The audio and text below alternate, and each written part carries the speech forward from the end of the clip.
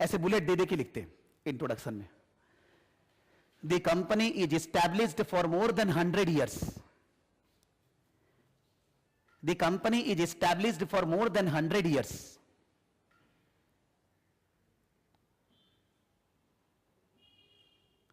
दूसरा बुलेट, सब बुलेट दे दे के लिखते जाना है, एक सेंटेंस एक बुलेट है।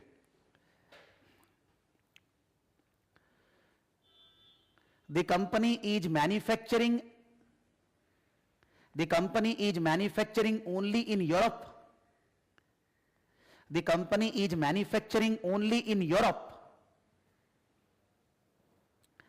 and selling mainly in Europe. बाहर भी सेल कर रहे हैं लेकिन मेनली तो वही है, and selling mainly in Europe.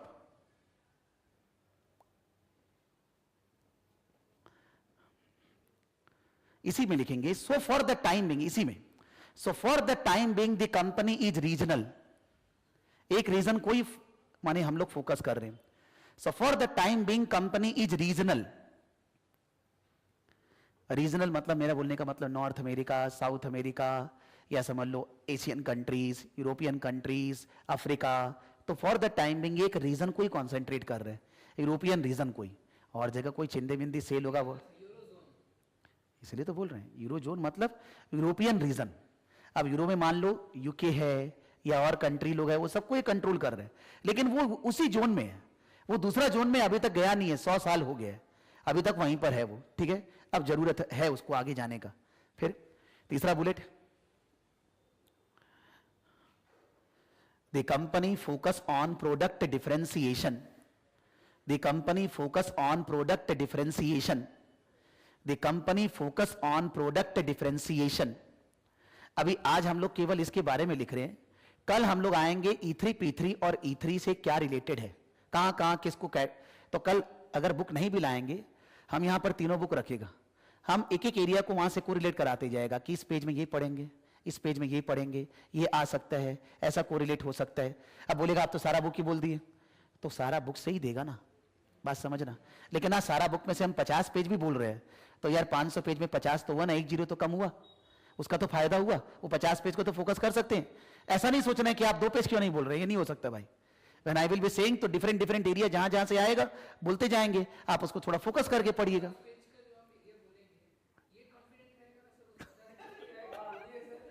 मेरा भरसक प्रयास रहेगा कि वो कॉन्फिडेंट रहे, ठीक है। अच्छा ठीक है ठीक है ठीक है ठीक है। अच्छा तुम वो 50 करके जाना ना, हो जाएगा, ठीक है, हाँ हो जाएगा सर। उसके अलावा फिर हम क्या करेंगे, एक दिन और क्या करेंगे, ये तो केस स्टडी वाइज हुआ ना, अभी तो 25 नंबर के लिए भी पढ़ना है ना, तो 25 नंबर के लिए जैसे हर टॉपिक के ऊपर बढ़िया बढ़िया क्वेश्चन कौन सा टर्म में आया है हम वो लिखा देगा, हम चेष्टा करें कल ही लिखा देगा वो भी, कि इस टॉपिक से रिलेटेड इस टर्म में बढ़िया क्वेश्चन आया, तो तुम उस टर्म का वो क्वेश्चन जरूर से पढ़ लेना, ठीक है। मान लो वो हर बुक में 50 पेज और हो गया, 300 पेज हो गया, बस और नहीं बोलेगा पढ़ने के लिए, 300 पेजेस पक्का, ठीक है। रैंक आएगा फिर 74 मान लिखो ना, वैसे ही आ जाएगा, ठीक है। हाँ हाँ ठीक है, लिखते हैं तो लिखिए तीसरा पॉइंट। अरे सच्ची तीसरा पॉइंट है, ठीक है, जो भी पॉइंट है, पॉइंट ना हम लोग तो बुलेट दे रहे हैं, 1 2 3 तो लिख रहे नहीं है, ठीक है। The company is mainly manufacturing, the company is mainly manufacturing Cadbury and Cadbury related products. The company is mainly manufacturing, ठीक है, चॉकलेट, सॉरी, हाँ कैडबरी नहीं, कैडबरी क्यों बोलेगा पागल, सॉरी गलत हो जा रहा था। The company is mainly manufacturing chocolate and chocolate related products. Actually क्या है कि कैडबरी नाम याद रह गया, चॉकलेट मतलब कैडबरी, तो जीरोक्स ही हो गया। बोलो दुनिया में यार सब जगह सबसे माने स्ट्रॉन्ग ब्रांड है जीरोक्स, ठीक है। द कंपनी इज मेनली क्या लिखा, chocolate and chocolate related products, वहीं पर एक लाइन लिख देते हैं, recently the company has launched cakes and candies also. Recently the company has launched cakes and candies also, cakes and candies also, Next bullet. The sales of the company are through own retail shops,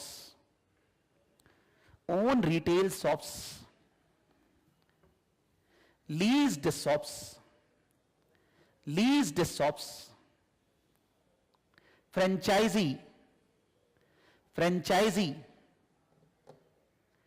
large retail stores, supermarkets,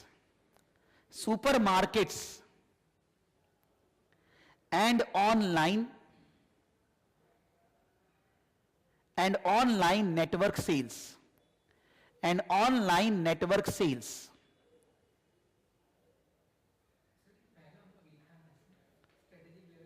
पता नहीं है, पहला बार लिखे हैं, ठीक है। Actually क्या, पिछली बार बहुत लिखा था, लेकिन वो लिखा हुआ तुम लोग को दे दिया तो लिखाना नहीं पड़ा, और इसीलिए हम लोग 15 दिन पहले हैं, नहीं तो पिछली बार हम खत्म किया था 30 तारीख तक करीब, फिर बाद में 10 दिन किए थे ना, कैसे करता, और लिखाने के टाइम पे भी तो टाइम बर्बाद होता है ना।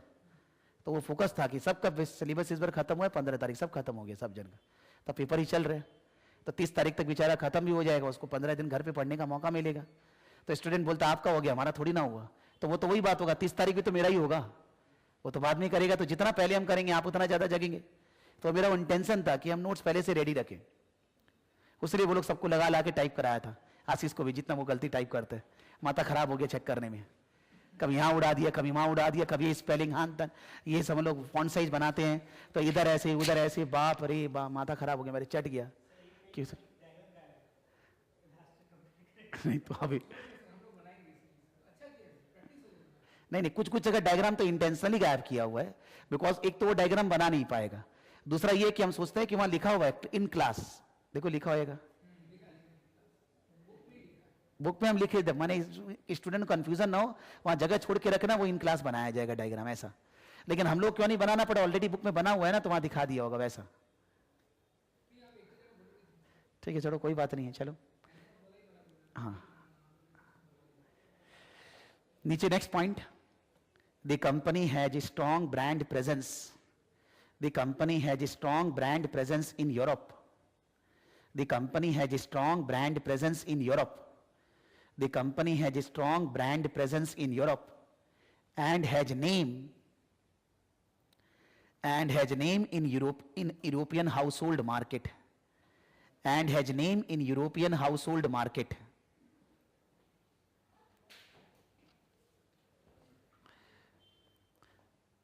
And has name in European household market. Next bullet. The company sales to corporate, the company sales to corporate client also for gift purpose, corporate client also for gift purpose.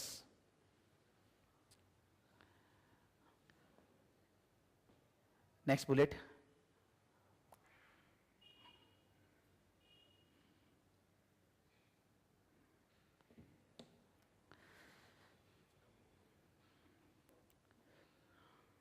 Actually इस paragraph में नहीं था margin वाला बात, margin वाला तो इन चारों में कहीं नहीं था। The sales of the company are seasonal, last point है इससे related, the sales of the company are seasonal, the sales of the company are seasonal.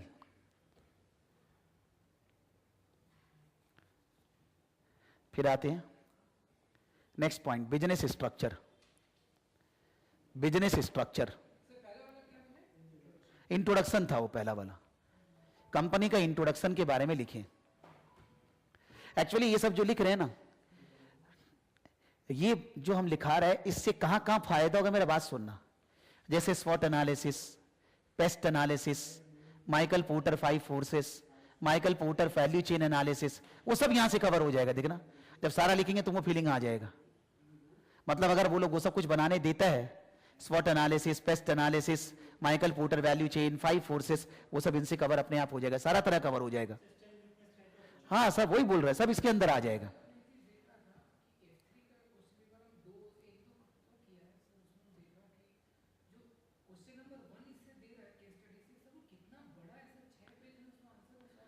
अच्छा रुक जाइए मेरा बात, जब कल बात करेंगे और बढ़िया से करेंगे, केस स्टडी ज्यादा नहीं करना, it will not help you in the exam. जो पार्ट बी है वो ज्यादा करना है।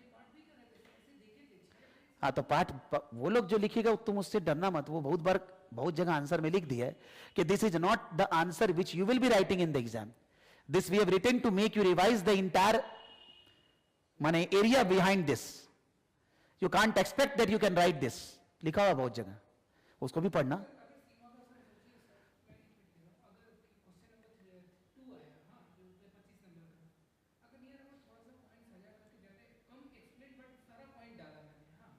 उसको क्या बोलते, कैसे पता चलेगा तुमने सारा डाला? अच्छा ठीक है, हाँ नंबर मिलेगा sir. It is not quantity, it is quality of your answer which is important. If somebody is writing 6 pages but don't have any quality, very less marks.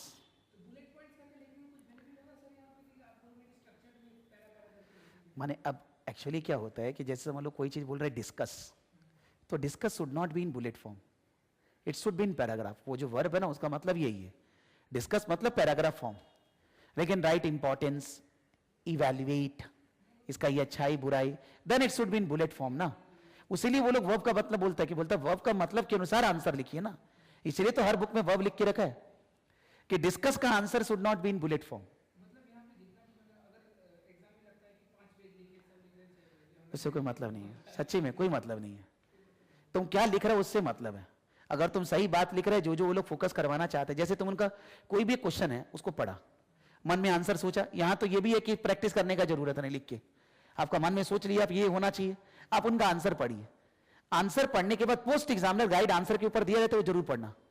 उसमें वो लोग बोलेगा क्या क्या तुम गलती कर सकते हैं, तुमको दिखेगा हम तो यही सब गलती किया था, कि स्टूडेंट ने ये नहीं किया, ये नहीं लिखा, ये बात पे सोचा नहीं, फोकस नहीं दिया।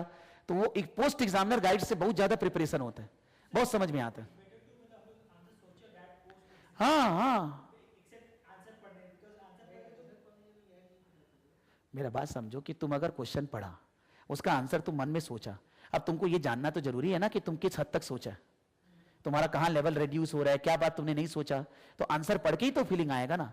मान लो तुम बुक पढ़ लिया 100 पेज, हम जो बोला वो एक सप्ताह में तुमने रेडी कर लिया, अब उसके बाद जब तुम क्वेश्चन पेपर रीड कर रहे तो तुमको ये एनालाइज करना होगा ना कि वेयर आई एम, कम से कम मेरा 50% बात तो होना चाहिए जितना वो लोग आंसर में लिख रहे, तब तो हमको 50% नंबर मिलेगा ना, वो बोलना चाह रहे हैं।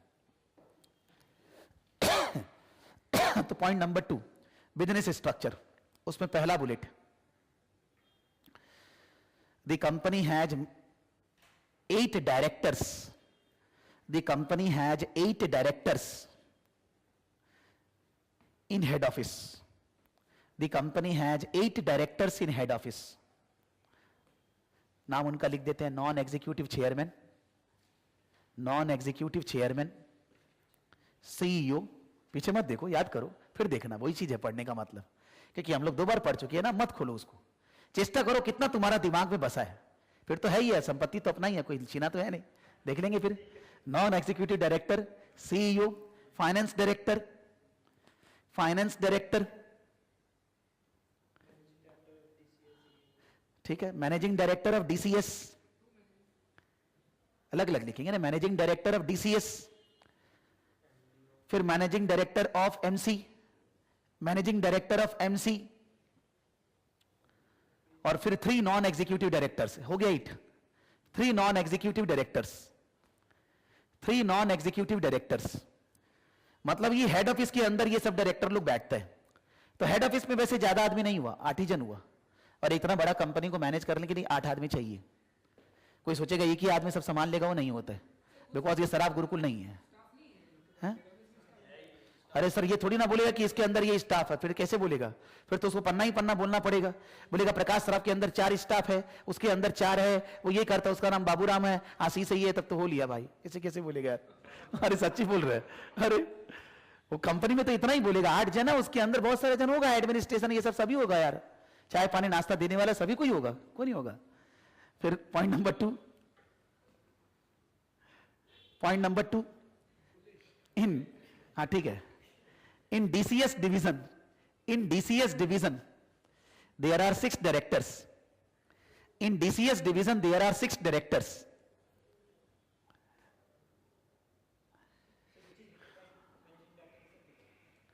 ठीक है, which is headed by managing director भाई, which is headed by managing director DCS, which is headed by managing director DCS, which is headed by managing director DCS. तो उसके अंदर पहले तो ये लोग 3 बोला था, एक आईटी, एक ह्यूमन रिसोर्स और तीसरा फाइनेंस। लिखिए आईटी कॉमा दे देकर, IT, human resource, HR, finance, और फिर तीसरा ओन रिटेल शॉप्स, फ्रेंचाइजी, और क्या था, ऑनलाइन स्टोर्स। ठीक बोला, franchisee, franchisee, own stores and online sales. 6 जन के लिए 6 डायरेक्टर। हम लोग जो ज्यादा डायरेक्टर बोल रहे थे, ज्यादा नहीं, ये तो डिविजन्स के अंदर है ना। हाँ ये जरूर है, फाइनेंस वगैरह हो सकता है, हटा सकते हैं, लेकिन आप एग्जाम में जबरदस्ती डायरेक्टर घटाने का बात जबरदस्ती मत घुस जाना। उससे रिलेटेड वो लोग कुछ पूछे तब, यानी कि सब बखान करने लग जाएंगे। हम पढ़ के बहुत कुछ आए हैं, लेकिन जो बोलेगा हमको वही लिखना है ना, हमारे पास समय होगा एक्चुअली। आप दूसरा बकबक करेंगे, क्वेश्चन छूट जाएगा, दूसरा 25 नंबर वाला। इसलिए आपको जो बोलेगा वही लिखना। हम लोग पढ़ने के टाइम पे हमको क्या मालूम क्या देगा, तो सारा बात ही कर ले रहे हैं, लेकिन लिखने में वही लिखना है जिस एरिया के बारे में पूछा है।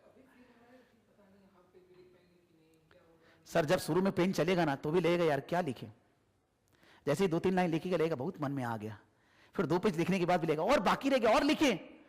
दोनों जगह रोकना है अपने आप को, दोनों जगह। बिकॉज क्या होता है कि जब शुरू में चालू करते हैं, हर एग्जाम में ऐसा होता है, चाहे क्यों कितना ही अच्छा पढ़ के गया और लिखा नहीं जा रहा है, चल रहा नहीं है पेन।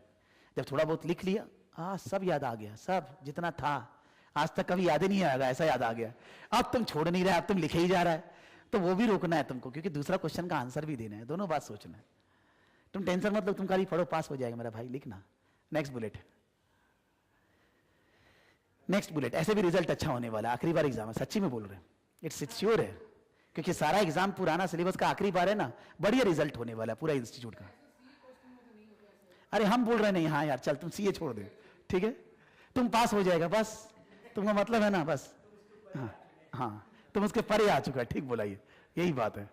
तीसरा bullet, in MC division, in MC division again there are 6 directors, in MC division again there are 6 directors.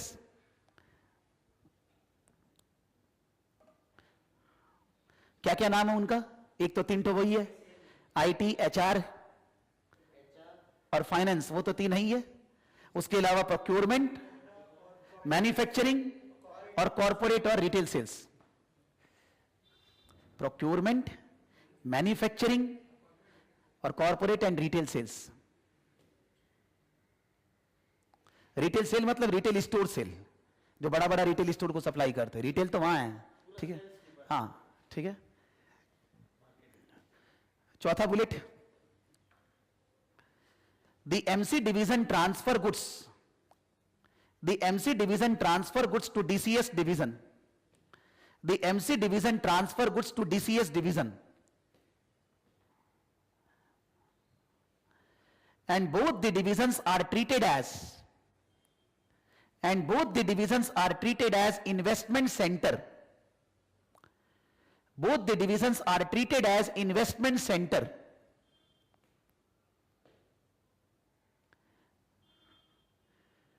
So their performance evaluation, नहीं प्रॉफिट सेंटर तो उन लोग के अंदर जो शॉप्स है वो लोग को बोला है। हाँ क्या लिखा, क्या बोला था? So their performance evaluation, so their performance evaluation, so their performance evaluation can be based on ROI and RI, can be based on ROI and RI.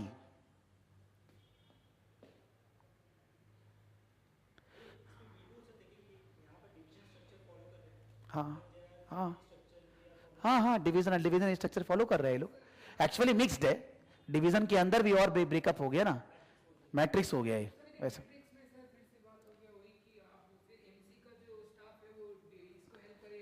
ठीक है, अगर वो लोग इसको हेल्प करेगा तो होगा, और प्लस वो लोग ऊपर तो रिपोर्ट कर ही रहे हैं ना, तब तक डिविजनल ही रहेगा, एक दूसरा को रिपोर्ट नहीं करेगा। तो एक दूसरा में तो सामंजस्य होता होगा ना, मेरे को लग रहा है, बिकॉज ट्रांसफर कर रहे हैं तो क्या दाम में लेना है नहीं लेना है, एक दूसरे से बात नहीं करते होंगे। ये जो डीसीएस वाला है वो बोलता होगा चॉकलेट तुम ऐसे बनाओ तब मार्केट में बिकेगा, ऐसा नहीं बोलता होगा। लग हाँ?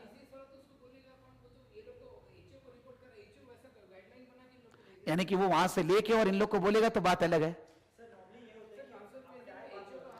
बिकॉज क्या है कि हेड ऑफिस माने, आज हम मान ले एक बात समझ लो कि जैसे बाबूराम और आशीष है, वो लोग दोनों एक दूसरा से बात करके ठीक कर लिया कि हमको बोलेगा सब चीज, ऐसा थोड़ी ना होता यार। हाँ हाँ, वो हेड ऑफिस करेगा, ठीक है, लेकिन उसके अलावा कोई चॉकलेट कैसा होना चाहिए, मार्केट में क्या डिमांड है, ये डीसीएस वाला है, ये उसको बोलेगा नहीं क्या मैन्युफैक्चरिंग वाला को? हाँ, कि और तुम बनाओ।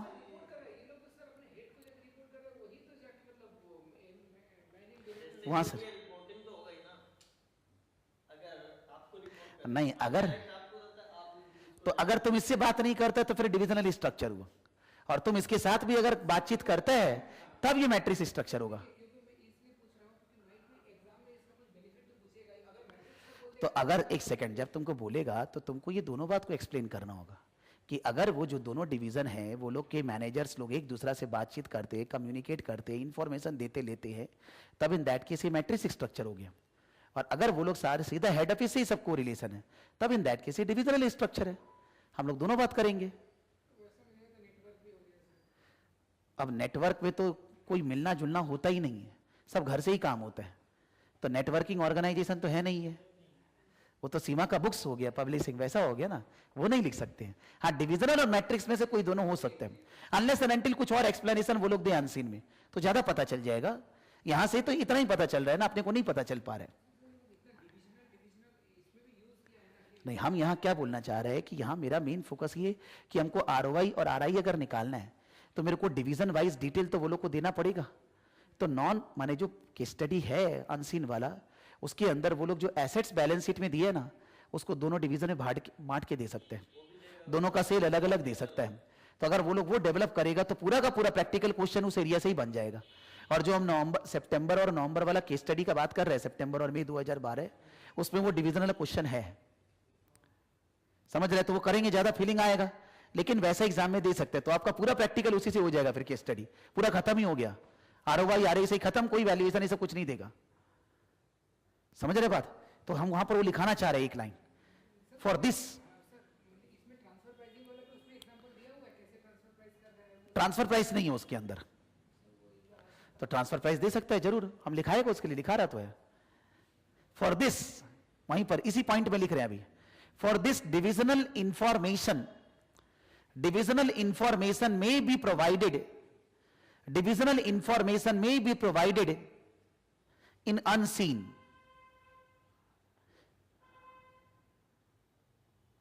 इसके लिए ब्रैकेट में लिख सकते हैं कि हम लोग को मई और सितंबर 2012 का केस स्टडी करना है, फीलिंग आएगा, कुछ तो फीलिंग आएगा ना यार। ब्रैकेट में मई सितंबर 2012 केस स्टडी हम बोला है, वो भी आप लोग पढ़ेंगे, अभी कल नहीं कर रहे हैं वो, लेकिन आपको पढ़ना, हम लोग करेंगे क्लास में उसको, बिकॉज उससे बहुत रिलेटेड है। वो बड़ा कंपनी ये जरूर है, मान लो ये राजा गंगू तेली है, वो राजा भोज है, वो बात है, लेकिन बिजनेस यही है। तो सिंस वो इतना बड़ा है ना, तो वहां ट्रांसफर प्राइसिंग का इश्यू उतना नहीं है, वैसा हो गया, वहां अपना ही बन रहा है, अपना ही बिक रहा है, इधर से उधर आ रहा नहीं है ना, तो कैसे ट्रांसफर प्राइसिंग डालेंगे? है, लगता है हमको तो लग रहा है, हाँ नहीं सभी आ जाए कैसा होगा, लेकिन इश्यू बनता है, आ सकते हैं। नीचे next point, Roman, next Roman, since goods are transferred from MC division to DCS division, goods are transferred from MC division to DCS division, so the question of transfer pricing policy arises।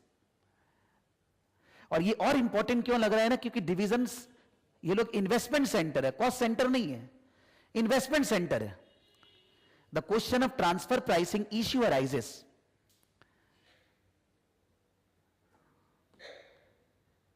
MC division, इसी में लिखेंगे, इसी में, MC division wants to maximise return, MC division wants to maximize return by keeping transfer price higher by keeping transfer price higher,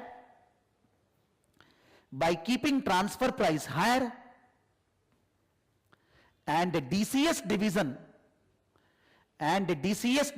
wants transfer price lower. DCS division wants transfer price lower to maximize return. DCS division wants transfer price lower to maximize return.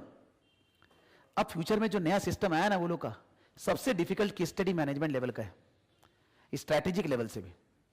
Strategic वैसे क्या हो जाता है कि management strategic दोनों मिल जाता है, वो अलग बात है।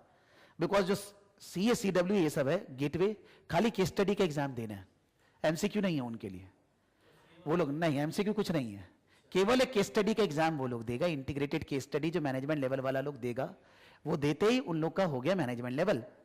अब स्ट्रैटेजिक लेवल का 4 पेपर दो, फिनिश, सीमा फिनिश। सर 3 मल्टीपल चॉइस और 1 इंटीग्रेटेड, तो तुम्हारा भी तो इतना ही एग्जाम हुआ है। क्या पढ़े? तो तुमको इंटीग्रेटेड केस स्टडी के लिए ये वो पढ़ना नहीं पड़ेगा क्या? जो कोई भी आएगा हम उसको एडवाइस करेगा कि उसको केस स्टडी का एग्जाम मार्च में नहीं देना है, उसके पार नहीं लगेगा, फेल हो जाएगा वो। उसको केस स्टडी का एग्जाम देना है मई वाला टर्म में। हम तो अपना स्टूडेंट को यही कराएगा कि भाई आप अच्छे से पास होना है, कॉन्फिडेंस चाहिए, मार्च में नहीं हो पाएगा, 2 महीना में प्रिपरेशन संभव नहीं है, इसलिए उसको मई में ही दिलवाएगा हम तो एग्जाम। सबको थोड़ी ना आएगा ऐसे, फ्री का थोड़ी ना चल रहा है यार। उतना कैसा एक केस स्टडी दे के रखा है, नेट पे देखना जब एग्जाम हो जाएगा, अभी तो मत पता लगाना। 20 पेज का केस स्टडी मैनेजमेंट लेवल पर वो देगा बेचारा। हम लोग टॉप सीमा के लिए केस स्टडी कर रहे हैं, ईएल कार कंपनी, ठीक है, उस पर केस स्टडी है मोटामोटी 16-17 पेज का। फिर उसके बाद एक एग्जाम हो चुका है सितंबर में, उसका 5 पेज का एक और आया, 25 पेज का केस स्टडी 3 महीना से पढ़ रहे हैं। 3 महीना हो गया पढ़ते हुए, 25 पेज का केस स्टडी 3 महीना से एनालिसिस कर रहे हैं। लगता है कार बनाने लग जाए आप तो, अब इसको पढ़ाया तो लगता है गाड़ी मैन्युफैक्चर करने लग जाए, अभी ये चल रहा है। नहीं, इंटीग्रेटेड तुम्हारा भी वैसा ही रहेगा, 20 पेज का केस स्टडी वैसा ही रहता है।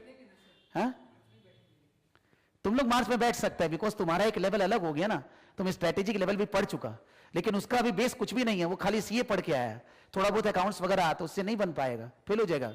और वैसे भी 100 में 60 नंबर लाना है, 50 नहीं लाना है, तो दैट इज रिस्की एरिया ना। और पैसा बहुत जोर का लग रहा है यार, 10,000 12,000 रुपये फीस लग रहा है, तो काहे को वेस्टेज करना है? इससे बढ़िया 2 महीना बाद ही देंगे। और केस स्टडी का एग्जाम पूरा सप्ताह में होगा, पूरा वीक, मंडे से लेकर सैटरडे तक जब आपको देना हो, सुबह से रात तक। कितना बार भी क्या फिर? अरे हाँ नहीं सर, 3 वीक बाद केस स्टडी का रिजल्ट, 3 वीक बाद मल्टीपल चॉइस उसी टाइम पे। माने 5 दिन में कभी भी दे सकता है, डेट निकल गया, डेट ऑलरेडी अनाउंस्ड है, मई का ये है, फरवरी मार्च का ये है, सबका निकल गया, सबका डेट अनाउंस्ड है, किस दिन एग्जाम एंट्री चालू होगा, सब निकल गया, A to Z सब रेडी है। हा? नहीं अभी थोड़ी ना मांग रहे हैं। तो सर ये जो आपने एग्जाम के बाद नवंबर का दिसंबर में जब उसका ये सब्सक्रिप्शन वाला जमा देंगे, उस समय दे देंगे, चालू हो जाएगा उस समय, मार्च वाला चालू हो जाएगा, शायद 18 दिसंबर करीब बोला है, 18-19 दिसंबर। तो वहां चल चल चल चालू हो जाएगा, सच्ची मजाक नहीं है। वो 18-19 दिसंबर कुछ डेट दिखा मेरे को, भूल गए। हाँ, बिकॉज अगर पहले बुक करेंगे ना तो तुम्हारा अपना चॉइस का दिन तुम चूज कर सकते हैं, नहीं तो बाद में जो चूज करेगा तो इन दैट केस तुमको वही चूज करना होगा ना जो बचा है।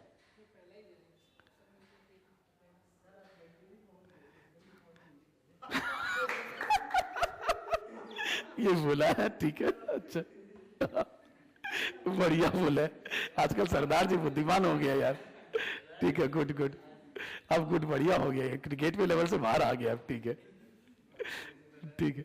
बोला बहुत ज्यादा प्लानिंग हो गया, उतना मत करिए, ठीक है। हाँ अच्छा ठीक है ठीक है। तो ये क्या हुआ, हम लोग क्या बोला कि जो डीसीएस डिवीजन है वो चाहता है कि ट्रांसफर प्राइस फ्री का मिले उसको, तभी तो उसका रिटर्न बढ़ेगा ना। तो हम लोग बोलते हैं ट्रांसफर प्राइस होता क्यों है, बेसिक गोल ट्रांसफर प्राइस का क्या होता है? पूरा कंपनी का प्रॉफिट मैक्सिमाइज हो, goal congruence for the whole organisation. दूसरा डिविजनल एनालिसिस हो कि डिवीजन लोग को भी प्रॉब्लम ना हो, दोनों डिवीजन को लगे हमारे साथ फेयर व्यवहार हो रहा है, ट्रांसफर प्राइस ट्रांसफर करने वाले के लिए भी प्रॉपर हो और रिसीव करने वाले के लिए भी प्रॉपर हो। तीसरा, अगर एक दूसरे डिवीजन में ट्रांसफर प्राइस कर रहे हैं और मान लो उसके कारण टैक्स वगैरह पे इफेक्ट आ रहा है, तो कंपनी तो चाहेगा ना कि टैक्स कम लगे। और ट्रांसफर प्राइस के थ्रू हम लोग अथॉरिटी रिस्पॉन्सिबिलिटी वगैरह फिक्स करते, तो वो ट्रांसफर प्राइस से अथॉरिटी रिस्पॉन्सिबिलिटी प्रॉपरली फिक्स कर पाए। ये 4 बात होता है। दूसरा बात आता है कि ट्रांसफर प्राइस कैसे कैसे डिसाइड किया जा सकता है। एक होता है कॉस्ट प्लस मार्कअप, कॉस्ट जो भी लग रहा है उसके ऊपर कुछ मार्कअप जोड़कर। दूसरा होता है market price based transfer price, कि अगर डीसीएस डिवीजन एमसी से नहीं लेता, कोई और से लेता, तो उसका मार्केट से पैसा लगता ना, तो जो मार्केट से पैसा लगता वो ट्रांसफर प्राइस। लेकिन मार्केट प्राइस होने से एमसी को अच्छा लगेगा, डीसीएस को अच्छा नहीं लगेगा। क्यों? बिकॉज डीसीएस बोलेगा एमसी जो मेरे को दे रहा है वो बाहर दे पाता क्या? बाहर तो नहीं बिकता ना, तो हमको वो दाम क्यों ले रहा है जो बाहर लेता? तो इन दैट केस ऐसा बोल सकते हैं कि जितना जिसका इन्वेस्टमेंट है उसके ऊपर रिटर्न पाने के लिए what should be the transfer price, ऐसा भी हो सकता है।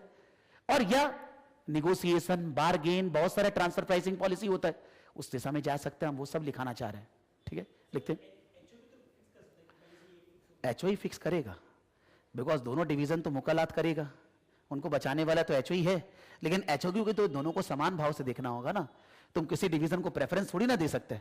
और एचओ के लिए कि ये तो है नहीं, ये चीज है 2 और 2 4 होता है, ये वैसा चीज नहीं है। It's a difficult task. Transfer price decide करना एक झमेला काम है, ये जिंदगी में झमेला काम है। तो इसलिए एचओ भी करेगा तो उसको भी तो संभाल के चलना होगा ना। ऐसा भी नहीं कर सकते कंपनी का खराब करें, ऐसा भी नहीं कर सकते डिवीजन लोग को इन्वेस्टमेंट सेंटर बोले हैं उनके लिए खराब करें, सब चीज संभाल के चलना होगा। तो वो तुमको एज ए मैनेजमेंट अकाउंटेंट समझाना होगा ट्रांसफर प्राइस क्या होना चाहिए। समझ रहे हो बात? ठीक है, लिखते हैं। नेक्स्ट पॉइंट लिखते हैं, next bullet. The transfer price policy, the transfer price policy should have the following objectives.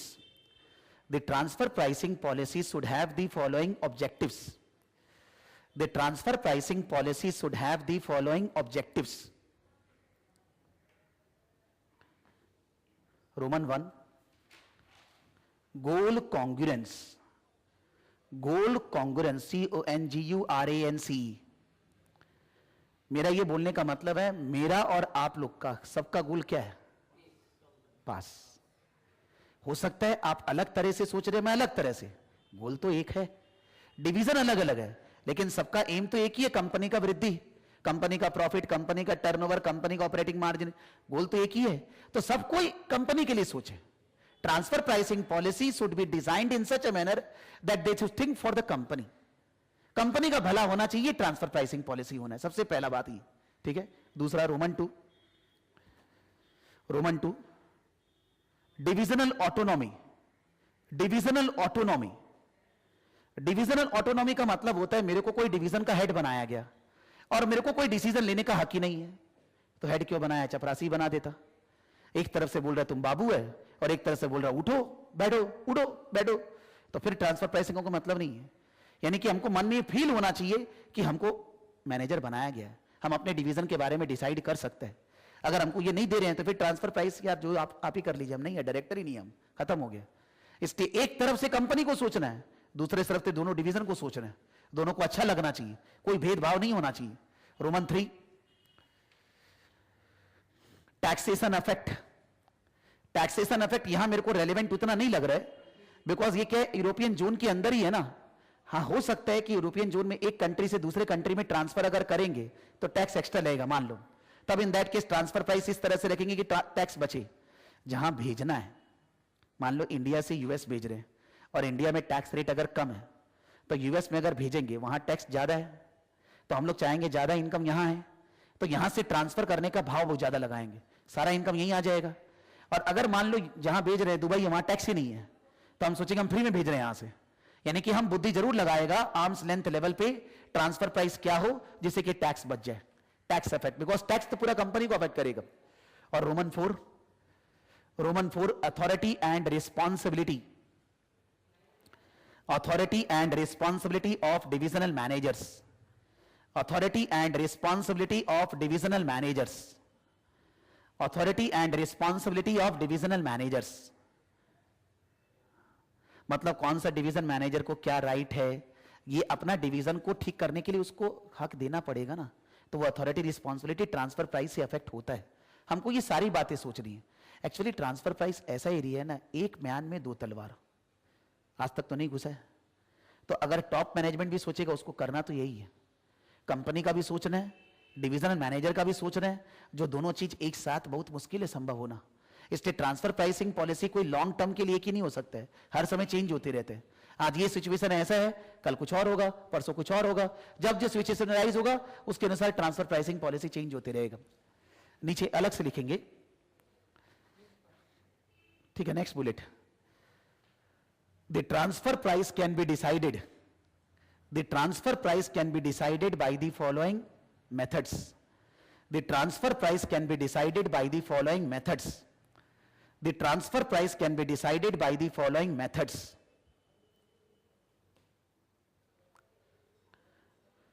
Roman 1, cost based transfer price. Cost based transfer price. Roman 2, market price based transfer price. Market price based transfer price. Roman 3, negotiation based transfer price. Negotiation based transfer price. Negotiation based transfer price. नीचे लिखते हैं, और method नहीं लिखना है, नीचे लिखते हैं। हाँ, इसी में नेक्स्ट लाइन इसी में। In case of cost based method, in case of cost based method, in case of cost based method, the markup will be based on, the markup will be based on, the markup will be based on either cost or investment. The markup will be based on either cost or investment.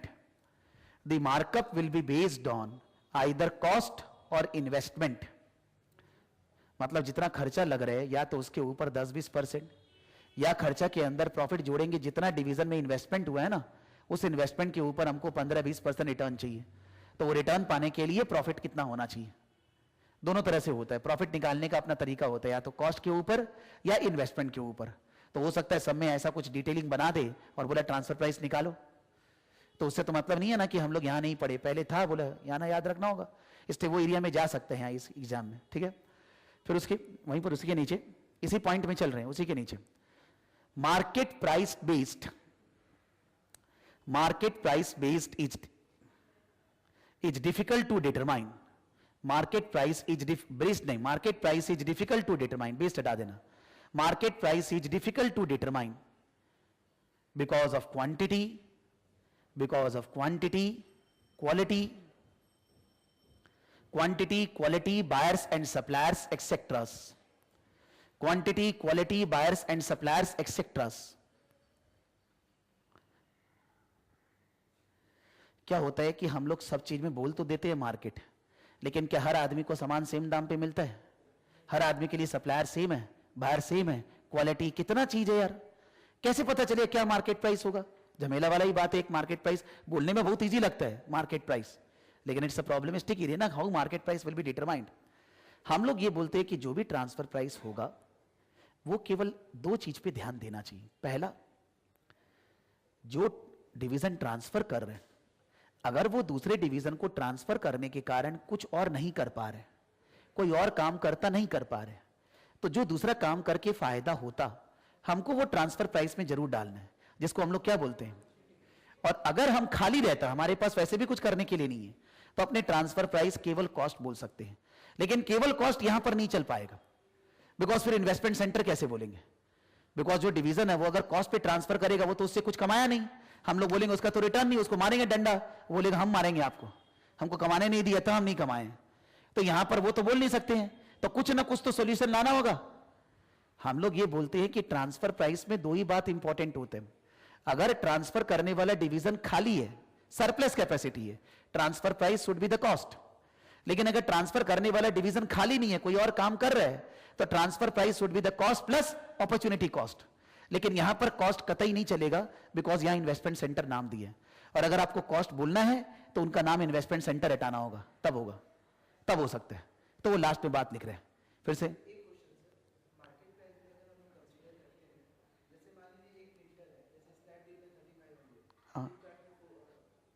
हाँ, हम भी तो यही बोल रहे हैं, हम तो यही लिखा है कि मार्केट प्राइस डिफिकल्ट पता लगाना, बिकॉज दाम सेम चीज का भी अलग अलग होता है, बिकॉज सप्लायर और बायर अलग अलग है, और अगर क्वालिटी वगैरह ये सब में जाए तब तो कितना दाम होता है कोई लिमिट ही नहीं है।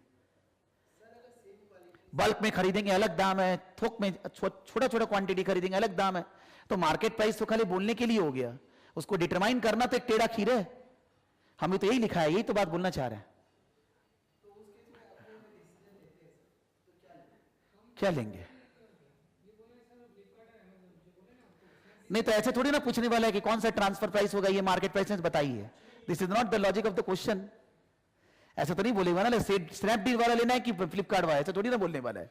हम भी तो वही बात बोल रहे हैं कि मार्केट प्राइस में ये प्रॉब्लम है, कॉस्ट में जो प्रॉब्लम है कि कॉस्ट बेस में कॉस्ट वाला को खाली कॉस्ट ही मिला, तो मार्केट प्राइस में प्रॉब्लम है। मार्केट प्राइस पता कैसे लगाएंगे आप? हम भी तो यही बोलने जा रहे हैं।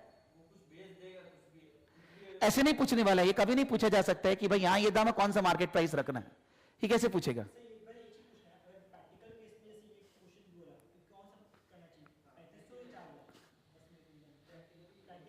सर नहीं बोल सकते हैं ऐसे 3500 4000, ये नहीं बोल सकते हैं। क्यों? बिकॉज जिसको लेना वो सोचेगा 3500, जिसको देना वो बोलेगा 4000।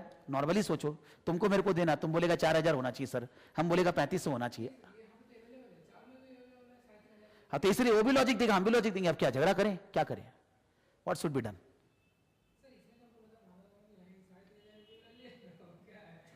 अरे ले लो माने क्या, घर में तो 2000 में बन रहे हैं, तो अगर हम लेने जाएगा 3500 में कंपनी का बर्बादी करेगा ना 1500 रुपया। उफ, वो नहीं। हाँ बात उस चीज का चल रहा है सर, ये गांव दुनिया का थोड़ी ना बात हो रही है, तो घर का बात हो रहा है।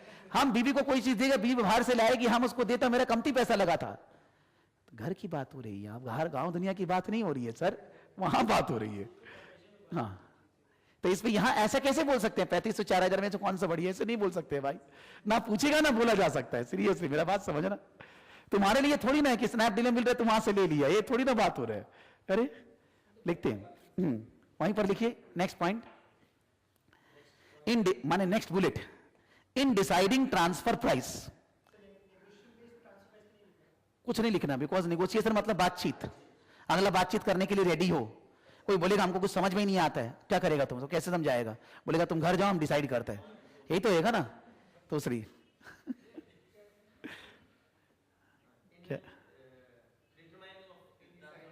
in deciding transfer price, in deciding transfer price, the main theory is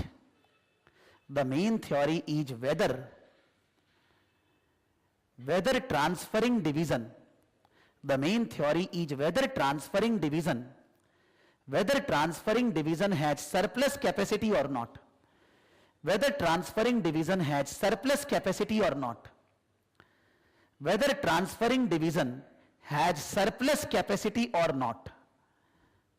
मतलब जो ट्रांसफर कर रहे हैं उसके पास सरप्लस कैपेसिटी है।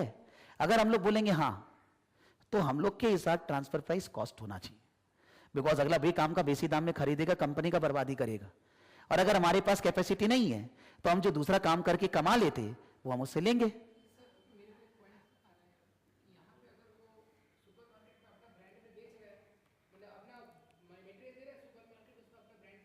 हाँ तो तुम बोल रहे हैं कि वो सुपरमार्केट को नहीं देगा और घर वाला को देगा, ये तुम बोलना चाह रहे हो? ये तुमको कैसे पता चला? ये तो बोला नहीं है सामने। You are assuming that. तो they may be two situations arises in this case ना, तो they can built up in the unseen portion कि वो सरप्लस नहीं था, तो अगर हम लोग ब्रांड वाला को नहीं देंगे, माने उसको नहीं देंगे, तो यहां बेच पाएंगे, ऐसा बोल दिया तो। हाँ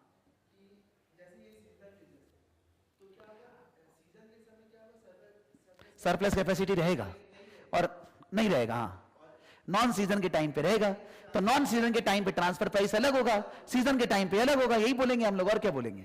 हाँ ये बोलना पड़ेगा।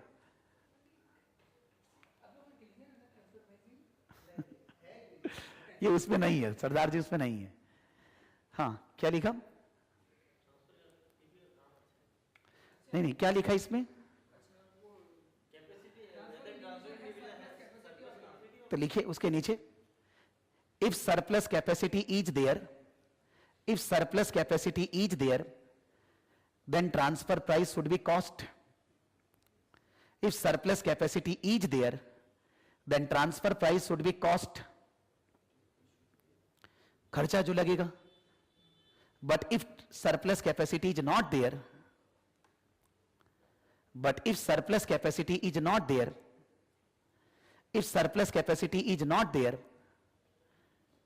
then transfer price should be cost plus opportunity cost.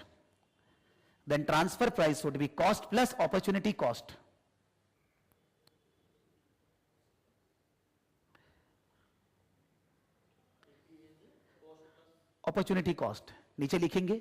But in this case study,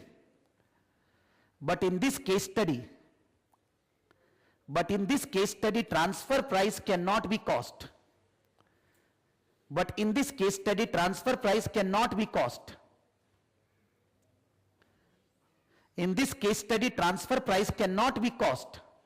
Because divisions are investment center. In this case study, transfer price cannot be cost because divisions are investment center. मेरा ये लिखाने का ये मतलब है कि आप अपना सुझाव एग्जाम में अगर ये दे भी रहे हैं कि कॉस्ट है, तो आपको ये लिखना जरूरी है कि फिर इन्वेस्टमेंट सेंटर हम उनको नहीं बोल सकते हैं, फिर कंपनी को उनको इन्वेस्टमेंट सेंटर नाम चेंज करना पड़ेगा. मान लीजिए आपने एडवाइस दिया कि खर्चा कॉस्ट पे होना चाहिए, नॉन सीजन वाला टाइम है, कॉस्ट पे होना चाहिए, तो फिर तो एमसी डिवीजन डीसीएस से कुछ कमा रहा ही नहीं है, तो हम लोग बोलेंगे डीसीएस बढ़िया, एमसी खराब, तो एमसी सुन लिया क्या? ये तो वही बात हुआ यार, मारो और फिर बोले तुम खराब. तो इन दैट केस वो बोलना चाह रहे हैं कि आप अगर आंसर लिखते भी हैं कि ट्रांसफर प्राइस कॉस्ट होना चाहिए, तो आप ये जरूर लिखना कि तब हम लोग डिवीजन को इन्वेस्टमेंट सेंटर नहीं मानेंगे, उनको हम लोग कुछ और मानेंगे. बिकॉज इन्वेस्टमेंट सेंटर है मतलब रिटर्न ऑन इन्वेस्टमेंट आना है, तो हम उसको कमाने ही नहीं दिए बेचारा को एमसी डिवीजन को, और फिर बोलेंगे तुम कमाया नहीं, वो तो मारेगा ना पकड़ के, छोड़ेगा थोड़ी ना.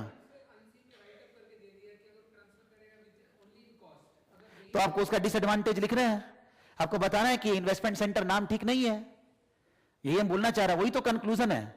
ये सब कुछ थोड़ी ना पूछ रहे 3,500 4,000 में से कौन सा, सब नहीं पूछ रहे.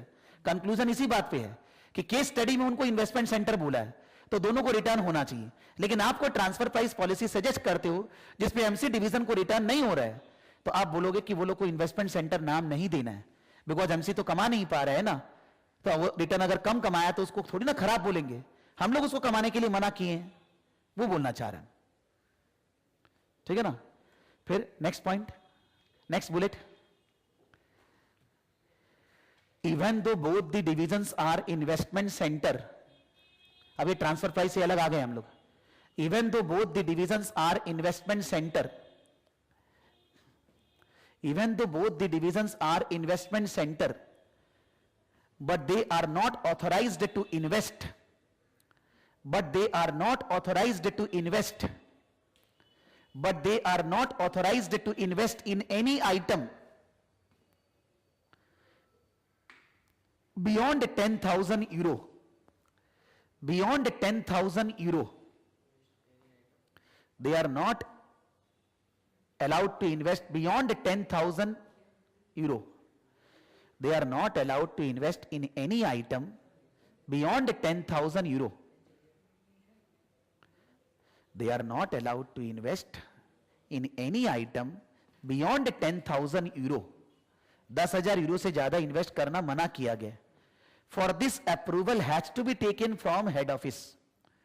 For this approval has to be taken from head office. For this approval has to be taken from head office. Here the question of contradiction, here the question of contradiction between ROI and RI arises. Here the question of contradiction between ROI and RI arises. ये हम क्या बोलना चाह रहे हैं, हम लोग सम किए हैं, लिख के नहीं किए, वहां था एग्जाम्पल में कि मान लीजिए एक नया प्रोजेक्ट करना है, 20,000 यूरो का इन्वेस्टमेंट, तब 20,000 यूरो का इन्वेस्टमेंट पे डिवीजन एमसी को रिटर्न हो रहा है मान लो 15%, और कंपनी का कॉस्ट ऑफ कैपिटल 12%, इसका मतलब 3% बेसी आने वाला है. तो एमसी डिवीजन को उसमें पैसा लगाना चाहिए, और हेड ऑफिस से भी उसको अप्रूवल मिल गया, लेकिन एमसी डिवीजन फिर भी नहीं लगाना चाह रहा है. क्यों? बिकॉज उसका करंट आरओआई 20% है, तो अगर वो 15% वाला में पैसा लगाएगा तो उसका एवरेज में तो आरओआई गिर जाएगा ना। यानी कि डिवीजन क्या सोच रहा है, पैसा लगाना है नहीं लगाना है, और हेड ऑफिस सोच रहा है लगाना है। उल्टा भी हो सकता है, क्या करेंगे अब? तो उसमें आरओआई और आरआई का फायदा घाटा सारा बताना पड़ेगा। डिसीजन एक्चुअली होगा आरओआई अगर ज्यादा है, माने रिटर्न अगर ज्यादा है जितना कॉस्ट ऑफ कैपिटल है, तो इन्वेस्टमेंट होना चाहिए। लेकिन आरओआई के कारण डिसीजन हो रहा है, आरआई के कारण तो नहीं हो रहा है ना। उसको लग रहा है हमारा तो कम रिटर्न हो रहा है, तो वो जितना भी एडवांटेज डिसएडवांटेज बुक में लिखा है पॉइंट्स 2-4 तो याद रहना चाहिए। बिकॉज ये तो केस स्टडी उसके ऊपर बना हुआ है, डिवीजन के ऊपर। अब हो सकता है उसको छुए ही नहीं, हो सकता है अगला नया एरिया में चला जाए, एनपीवीआर में चला गया, एक नया प्रोजेक्ट करेंगे, नया प्लान बैठाएंगे, तो आपको कोई काम ही नहीं पड़ा, हो सकता है। लेकिन जब केस स्टडी पढ़ रहे हैं तो ये एरिया तो दिख रहा है ना। तो जब हम बुक में पेज नंबर लगाएगा हम जरूर वो लगाने वाले हैं, हम बोलने वाले इसको पढ़ना है, गारंटी है मेरा कि डिसेंट्रलाइज सेंट्रलाइज पढ़ना है मैट्रिक्स और ये पढ़ना है, डिविजनल पढ़ना है, यहाँ पर आरओआई आ रही, और क्या बोलेगा? ये तो बोलेगा ही ना, ये तो पढ़ना ही पड़ेगा। नहीं आएगा वो अलग बात है, लेकिन एक केस स्टडी उसके ऊपर केंद्रित कर रहे हैं, कॉन्सेंट्रेट कर रहा है वो एरिया पे, ये इन्वेस्टमेंट वगैरह ये सब झूल झाल देकर। लेकिन ऐसा बहुत बार एग्जाम हुआ है कि स्टडी में लिखता है वो चीज छूता ही नहीं है, अनसीन में समय नहीं आता उसके ऊपर। तो ये गारंटी नहीं है ना, जैसे कुछ बोलेगा तो बोलेगा ये तो बोला हुआ नहीं है, तो हम कैसे बोले यार, अनसीन में कुछ अलग ही डाल दिया। बोला एक नया कंपनी को एक्वायर करेंगे, बड़ा बनेंगे, 114 साल हो गया, अब नया आपको सोचेंगे, उसको कोई बात ही नहीं था, उल्लेख ही नहीं था, वो नया एरिया में चला गया, तो उसका तो हम लोग फोरकास्टिंग नहीं कर सकते है ना। समझ रहे मेरा बात? ठीक है, नीचे लिखते next bullet, all the own stores and lease shops, all the own stores and lease shops, जो लीज पे भाड़ा पे दुकान है भाई, all the own stores and lease shops and online sales outlet are treated as profit center,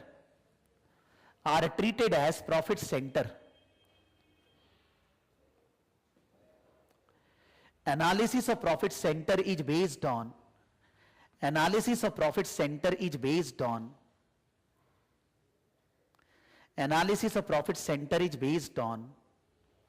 sales growth, net profit margin, sales growth, net profit margin, absolute increase in profit and sales, sales growth मतलब percentage हो गया, net profit margin percentage हो गया, absolute increase मतलब कितना रुपया, कितना million रुपया बढ़ा, absolute increase in sales and profit, absolute increase in sales and profit, और we can calculate sales margin variances,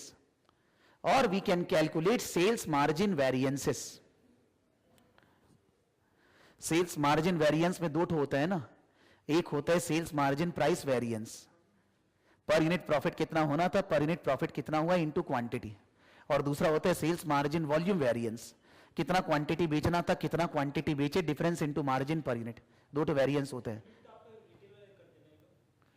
unit अपना अपना जिसका है, प्रॉफिट सेंटर खाली रिटेल वाला कोई बोला है,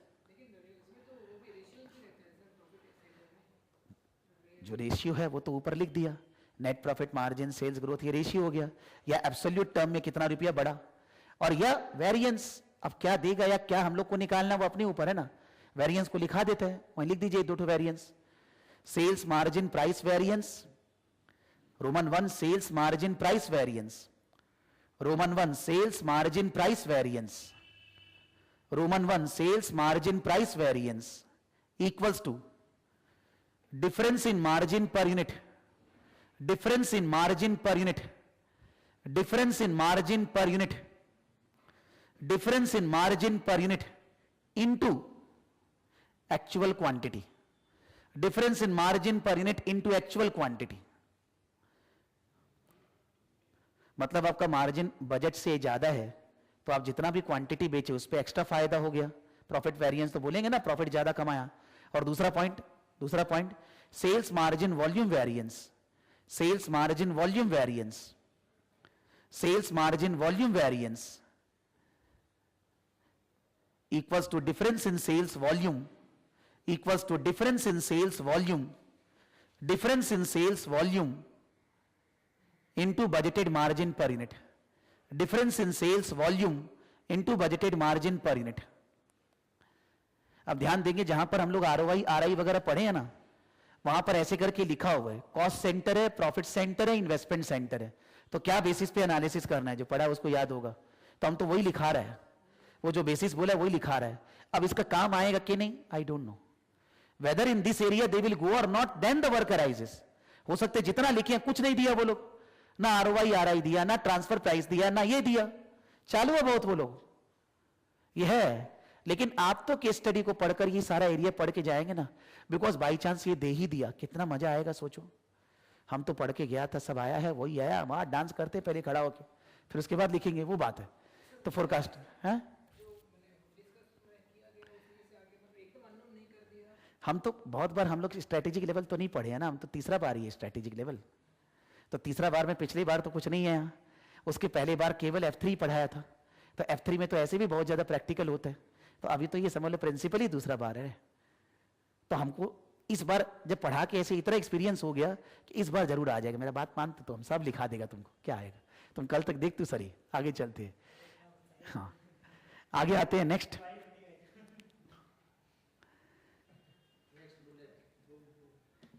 है, एक सेकेंड, ये लोग बोला था लास्ट में कि हम लोग को रीस्ट्रक्चरिंग करना होगा, बिकॉज जो retail shops, own retail shops वगैरह, वहां पर सेल बहुत कम हो रहे हैं. तो हम लोग ऑनलाइन पे फोकस करेंगे. वो एक पैराग्राफ में बोला था, लिख देते. Last bullet, there is a decline in sales, there is a decline in sales, there is a decline in sales, there is a decline in sales in own retail shops, in own retail shops.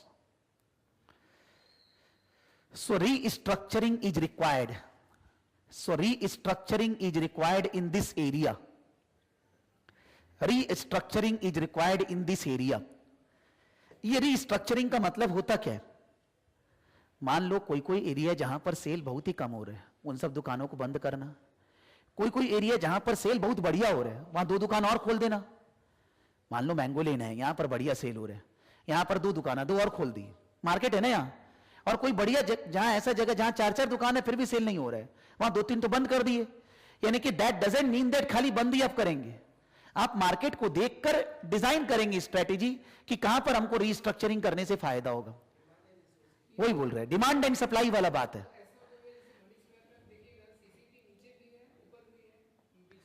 Money square जाना बहुत कम होता है.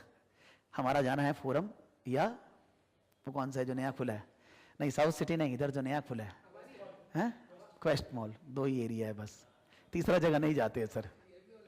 नहीं VIP वाला नहीं, quest वाला में खाली देखने जाता है, उसमें कुछ लेना नहीं है.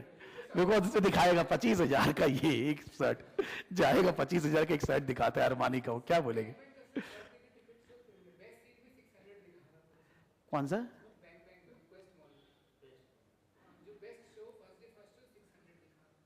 नहीं, वहां जाके हम तो देखा था मूवी. फर्स्ट शो नहीं देखा था, फर्स्ट शो नहीं देख सकता, उतना नहीं. हम उस दिन फर्स्ट दिन ही था मेरे ख्याल से. 300 कितना रुपया लगा था, बैंग बैंग, माथा खराब हो गया देख के, बैंग ही हो गया. 300 रुपया कर ही लगा, 270-300 और क्या.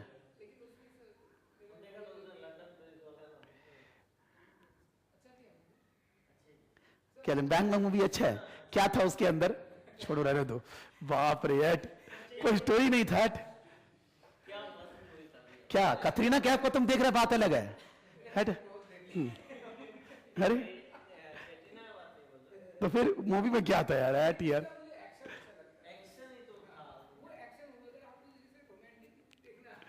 अच्छा ठीक है, छोड़ो ठीक है. कौन सा? अच्छा वो तो मूवी का ही बात कर रहे हैं कि हम देखा एक दिन कोई मूवी है. ठीक है ठीक है, चलिए आगे लिखिए भाई. इसी पॉइंट पे लिखना है एक लाइन और. एट द सेम टाइम, कहीं जाना है क्या, आधा घंटा और है. At the same time, at the same time the company should focus, at the same time the company should focus on online sales. The company should focus on online sales